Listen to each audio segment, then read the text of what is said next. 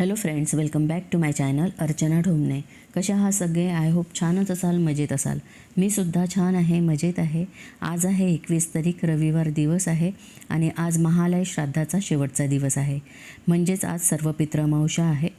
तर आज रोजच्यापेक्षा लवकर उठली कारण भरपूर असे पदार्थ बनवायचे आहे आणि मदतीला कोणीही नाही आहे. गॅसचा ओटा क्लीन केला, त्याच्यानंतर भांडे धुवून काढले. आता स्वयंपाकाची तयारी. तर स्वयंपाकाची तयारी मी कुकरपासूनच करणार आहे. सगळ्यात पहिले कुकर मांडून घेणार आहे आणि हे जे तुम्हाला निवडताना काही दिसत असेल तर तांदूळ आणि डाळीमध्ये मी लवंग टाकून ठेवते, त्याच्यामुळे किडे होत नाही. तर ही खूप महत्त्वाची टिप आहे, तुम्हीसुद्धा करून बघा.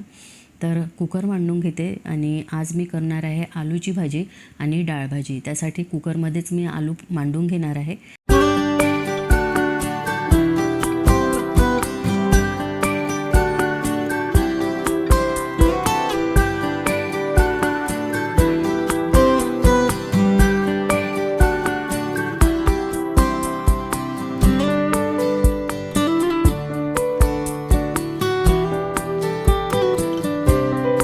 तर अशा प्रकारेच मी कुकरमध्ये आलू मांडून घेतलेले आहे.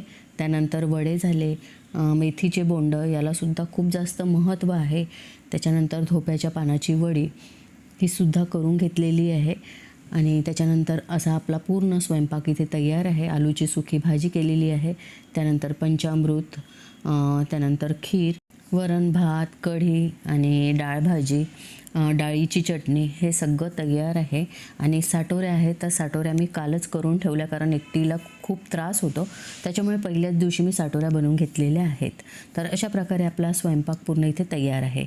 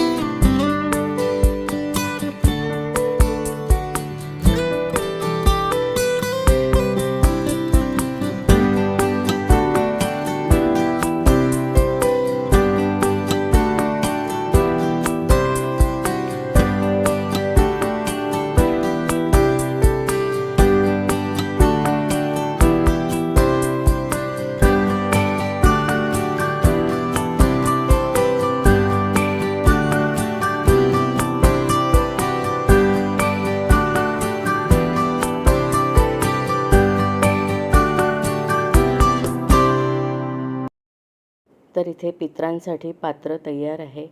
तर अशा प्रकारे जी थाळी आहे आपली छानपैकी सजवून घेतलेली आहे आपण.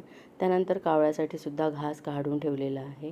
त्यानंतर अग्नीची सुद्धा तयारी करून ठेवलेली आहे. सगळ्यात पहिले आता पूजा वगैरे करून घेणार आहोत आम्ही. कावळ्याला घास वरती नेऊन दिलेला आहे. त्यानंतर आईदाजीच्या फोटोंची पूजा करून घेणार आहोत. फोटो छानपैकी पुसून घेतलेले आहे. त्यानंतर पांढरं चंदन, पांढऱ्या अक्षदा, हार आणि उदबत्ती लावून घेणार आहोत.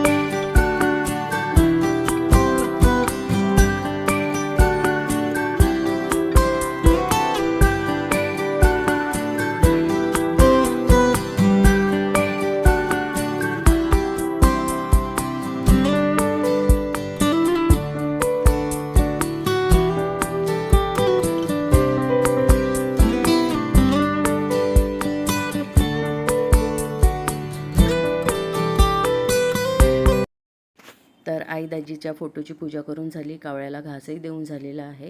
आता अग्नीमध्ये आपल्याला घास टाकायचे आहे. जेवढे आपले पूर्वज आहे, जेवढे आपले पित्र आहे, तर त्यांचे नावं घेऊन या अग्नीमध्ये आपल्याला घास द्यायचा आहे आणि त्यांना समर्पित करायचा आहे आणि त्यांच्याकडून आपल्याला आशीर्वाद मागून घ्यायचा आहे. सर्व पितृ अमावस्या हा पितृपक्षाचा शेवटचा दिवस असतो आणि सर्व पितरांना समर्पित असतो आणि ज्यांना पितरांच्या मृत्यूची तिथी आठवत नाही त्यांचे श्राद्ध आणि तर्पण या दिवशी केल्या जाते. तर या दिवशी सर्व पितरांना निरोप दिला जातो आणि त्यांचे श्राद्ध व तर्पण केले जाते आणि ज्यांचे श्राद्ध करण्याची वेळ चुकली आहे अशा सर्वांचे श्राद्ध या दिवशी केले जाते. याला महालयाने सर्वमोक्ष अमावस्या असेही म्हणतात. तर जे मी पात्र पूजलेलं आहे तर ते पात्र मी गाईला चारणार आहे. त्याच्यानंतर आपण कावळ्यालासुद्धा घास दिलेला आहे आणि अग्नीमध्ये सुद्धा घास आपण टाकणार आहोत.